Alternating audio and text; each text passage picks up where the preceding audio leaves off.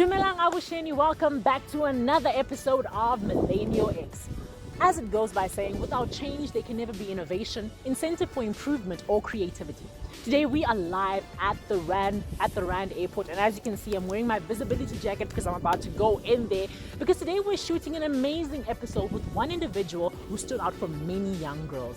This woman has been not only a medical technician, a student pilot, but is the first drone pilot for the South African National Blood Services. And we are so proud to have her, and we can't wait. This is your Kasi girl, and if you know who they talk about when they say "Whomst are you?" she is literally the girl. Join us as we go inside. Let's go.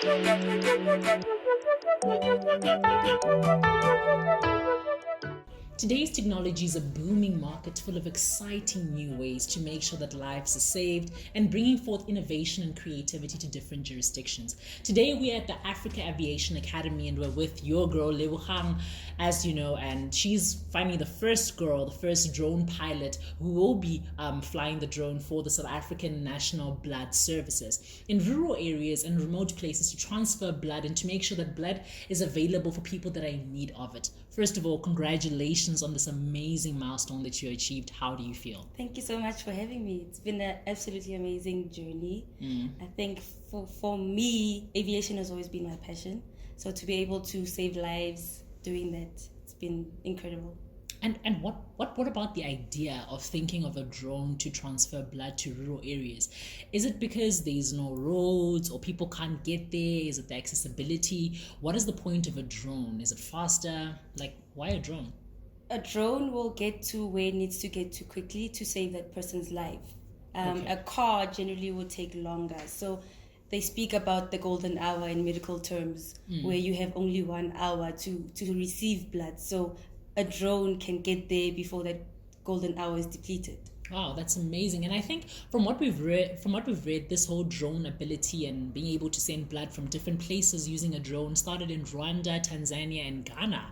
Now that South Africa is doing this, I'm sure it's a big thing. What came about for, South Africa to look upon inspiration from these different countries? What was the goal they were trying to achieve? So I think the KZN Department of Health and our South African National Blood Services executive team met together, and they saw that there was a need, because there was maternal death within the area. A lot of young women were dying during childbirth. So they saw it as a need to implement drones because they can get there quickly, especially because KZN has rather different terrains and to get there. So a car would generally be harder to get there in an efficient time. Okay, and how does it work? 'Cause you're the pilot. So as a pilot, how does a drone work? And I'm talking about how's it going to get there, location, is there a GPS, is it going to get lost? How do we know that it's going to get there? So the drone will have a ground station where it will be stationed, and then you will do your pre-flight checks and then set up a mission on the GPS where it needs to go. And obviously on the ground station, you have a monitor where you can literally monitor the drone, where it's flying, how fast it's flying, the airspeed, all of that. So it's basically like flying a normal aircraft. It's just that you're using a drone and you are positioned on the ground. Okay. And what are the measures? Because obviously blood is a very, it's something it's very tangible. I mean, so like it's something important. How do you make sure that it's protected? So obviously I'm not a pilot and I don't know how it works in the air, but I'm thinking humidity, temperature, like what happens for that blood to be secure and to arrive to that place? And is there like a timing or certain measures that you guys are going to definitely take to make sure that the blood arrives there proper, safe, still being able to be used? So the nice thing about our drone is that the compartment where the blood is actually stored is temperature controlled. Oh. So blood needs to be at a temperature between 2 to 8 degrees Celsius. Yes. So throughout the flight, I have my my what is it? Remote control. It's also got a screen. It tells you what the temperature is in that compartment. So even when it's flying, even the payload is positioned in such a way that it won't affect the blood. Okay. And yes, you were gonna say? No. I cut you, girl. What were you gonna say? No, so I was just basically saying that the blood will be controlled throughout the flight, because we have specifically designed that compartment to fit a human body, so to speak. Wow, that's actually quite impressive. And okay, so on your side, how do you make sure that like it gets to its place? And I'm speaking GPS. Is there GPS in it? Like, how does it get to the location? So, for example, we deploy a drone from here going to, let's say, Limpopo, a remote village, Chikwatambani Hospital. Yeah. What's going to happen? So it will have a GPS system. It will be fitted with a Mode C transponder. It will have an altimeter. So other aircrafts will be able to see where I am, and it will be able to see my position as well. So, and I also can track it on the GPS to see what altitude I'm flying and all of that. So, yeah. So currently trending is the fourth industrial revolution. Yeah. And the president has spoken about how this is very important and the country needs to get into it. Many people argue that we're currently still in the second revolution. So how can we jump into the fourth revolution? But that's not what I want to talk to you about. What I want to ask you is, do you think that all these drones and every technology that's an innovation that's happening is going to be a better good and a helping hand for South Africa? Or do you think, like many other people who think, the jobs at the end, and how am I going to get a job because now a computer is taking my job? What do you think, what would you say your comment would be around the fourth industrial revolution?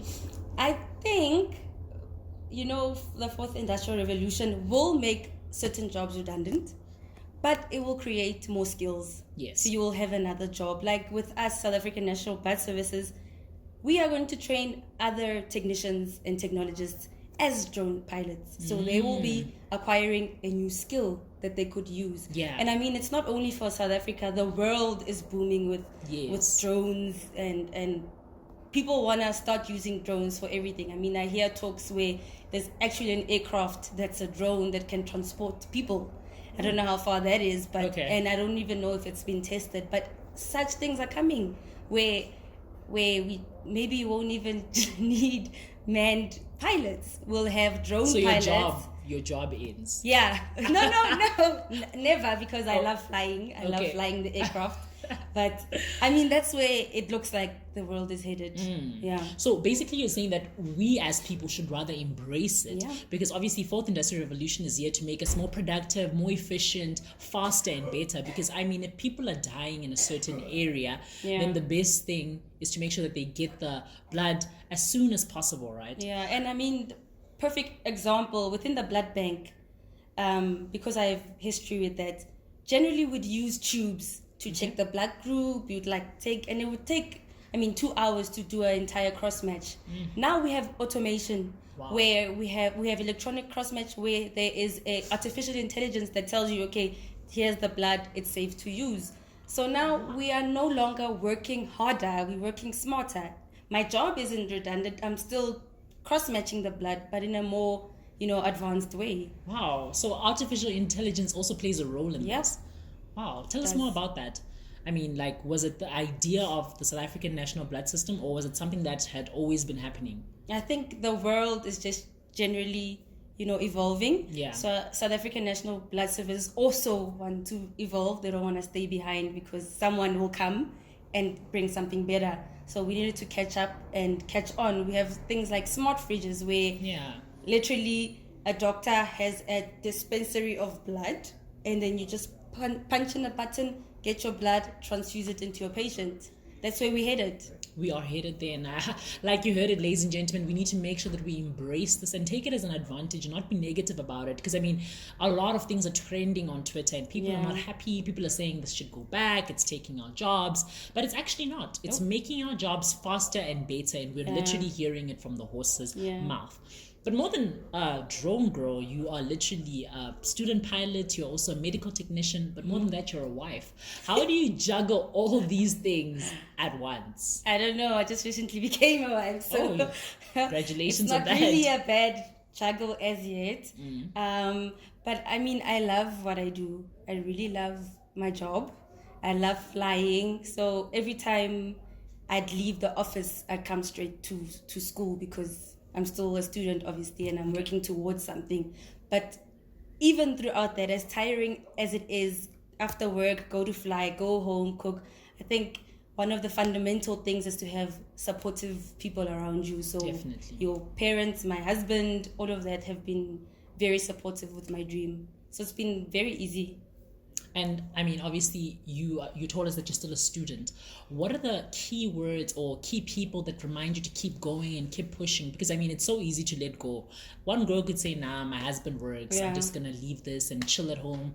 Why are you pursuing this? Is it because it's your own dream, or you are doing it for, I don't know, the greater good? Or why exactly have you always chosen this route for yourself? Because it's been a dream I've had my entire life. From when I started school, I knew I wanted to be a pilot.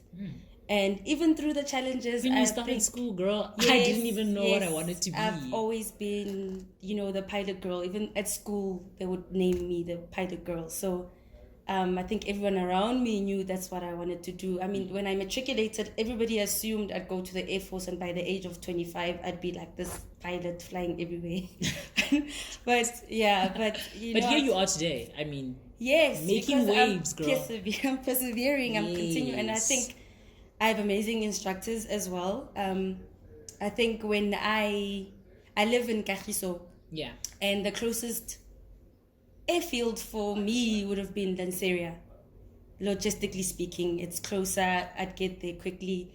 But after doing research, I found this school to be the best because firstly, the instructors care about you. It's not just about, we need to make the money, because obviously they want to make the money. Yeah. They care about the students, and even when you are at your lowest, they still accommodate you. Wow. They still encourage you. They still tell you to not give up. So I think I've been blessed with the support structure around in general.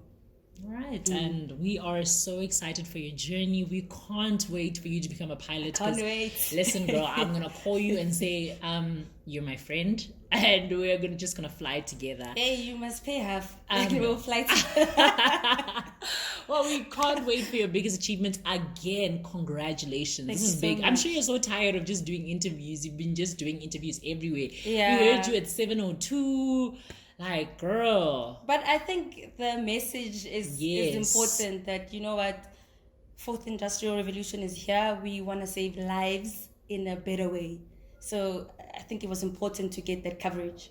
For your advice for the young little girl, we're going into Women's Month right now, and I think a lot of women don't know who to look up to. They don't know who to talk to or who to seek for encouragement and inspiration. What advice would you give that young girl who's seeing you today? A girl like you, I mean, the biggest problem we've had as South Africans, let alone any single person, is that we've never had anyone reflect who we want to be. So as a black girl, I've never seen a black girl be a pilot or the first drone pilot or, do these amazing things, because I've never thought it's part of my capabilities. Yeah. As a young black girl, what would you advise that young girl at home who has big dreams but doesn't think she can make it because she comes from a township or she can't afford pilot school? Being a pilot is just too much of a man's job. Yeah. What would you advise? I really think just trust the process.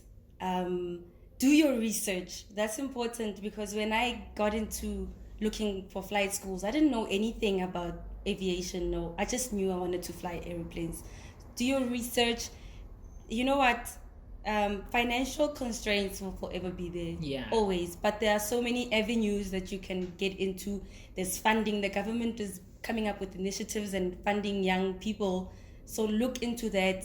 Go for it. Don't give up. Perseverance is one of the biggest lessons I've learned in my life. So keep going.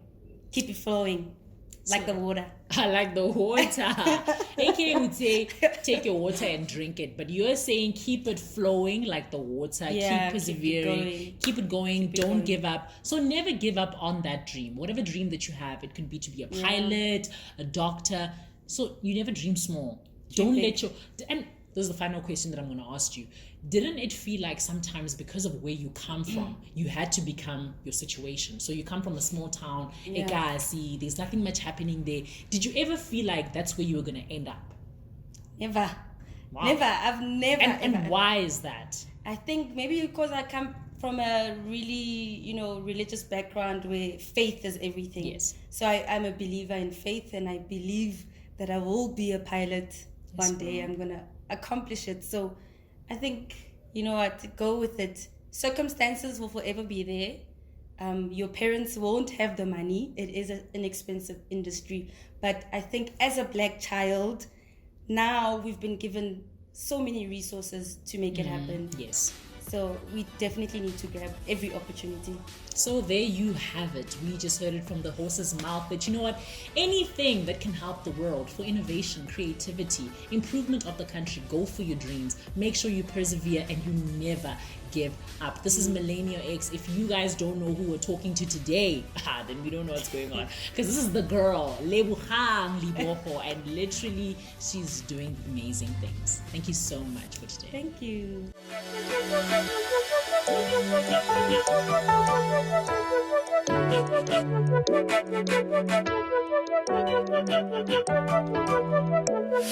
Thank you.